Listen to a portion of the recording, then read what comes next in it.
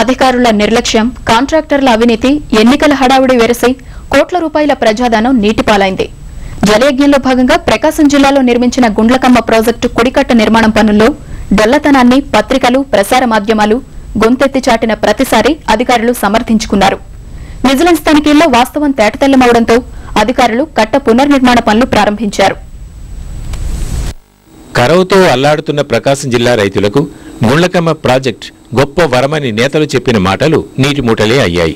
80,000 ఎకరాలకు సాగునీరు అందించే లక్ష్యంతో 184 కోట్ల రూపాయల అంచనాలతో ఈ ప్రాజెక్టును ప్రారంభించారు. ఈ మొత్తం సరిపోదంటూ గుత్తేదారులు ప్రభుత్వంపై ఒత్తిడి తెచ్చి కేటాయింపులను అమాంతం 592 కోట్లకు పెంచారు. 100 కోట్లు వెచ్చించిన నిర్మాణంలో నాణ్యత మాత్రం అంతంత మాత్రమే. కుడికట్టులో 2 రక్షణ గోడలు నిర్మించాల్సి ఉండగా ఒక్క గోడతోనే సరిపెట్టారు. ఒక్కో గోడకు 35 కోట్ల రూపాయల చొప్పున 70 కోట్లు కేటాయించారు. ఎన్నికల్లోపు పనులు పూర్తి చేయాలనే హడావుడిలో నాణ్యతకు తిలోదకాలిచ్చారు. కుడికట్టలో నీరు లీక్ అవుతుండటంతో పనుల్లో లోపాలు బయటపడ్డాయి. కుడికట్ట పనుల్లో కిలోమీటర్ మేర లోపాలున్నాయని, గుండ్లకమ్మ నిండితే కట్ట కొట్టుకుపోవడం ఖాయమని విజిలెన్స్ తన నివేదికలో పేర్కొంది. అవి బీచ్ ప్యానల్ ఓపెన్ చేసి ఎక్కడ తగ్గాయో ఆ ప్యానల్స్ మాత్రం ఫిక్షన్ చేస్తారు. ఈ పాయింట్ అవుట్ అయిన తర్వాత ఎన్ని ప్యానల్స్ దాన్ని బట్టి 30 మీటర్స్ ఉంటారు కదా, చెక్ చేస్తున్నారు. ఆల్మోస్ట్ ఒక 18 ప్యానల్స్ ఓపెన్ చేశాను. ఈ రోజు కొన్ని చెక్ చేయాలి. ఉంటాయి సార్ ప్యానల్స్, 30 ప్యానల్స్ ఉంటాయి. ప్యానల్స్ కొన్ని ప్యానల్స్ కరెక్ట్ గానే ఉన్నాయి, ప్యానల్స్ ఉన్నాయి.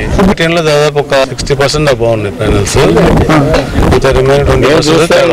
గుండ్లకమ్మ కుడికట్టను పునర్నిర్మించేందుకు గేట్లు ఎత్తి టీఎంసీ నీటిని సముద్రం పాలు చేశారు.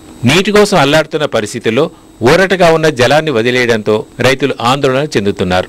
ప్రజాప్రతినిధుల స్వార్థానికి ప్రజాధనాన్ని వృధా చేయడం, వారికి అధికారులు తలొగ్గి నిబంధనలు పాటించకపోవడంపై ప్రతిపక్షాలు ఆగ్రహం వ్యక్తం చేస్తున్నాయి. గుండ్లకమ్మ ప్రాజెక్టు విషయంలో భారీగా అవకతవకలు జరిగినాయి. 2 పక్కల డయాఫ్రమ్ వాళ్ళు కట్టాల్సింది ఒక పక్కనే కట్టేసి దాదాపు 35 కోట్ల రూపాయలు పని చేయకుండా కొట్టేశారు.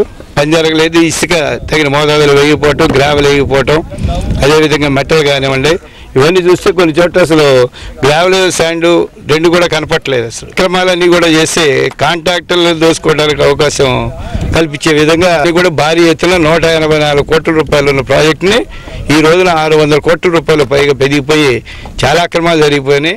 వర్షాకాలంలో పనులు పూర్తవడం అనుమానమేనని, తమ పొలాలు సాగు చేసుకోవడానికి మరో ఏడాది నిరీక్షించక తప్పేట్లు లేదని రైతులు వాపోతున్నారు.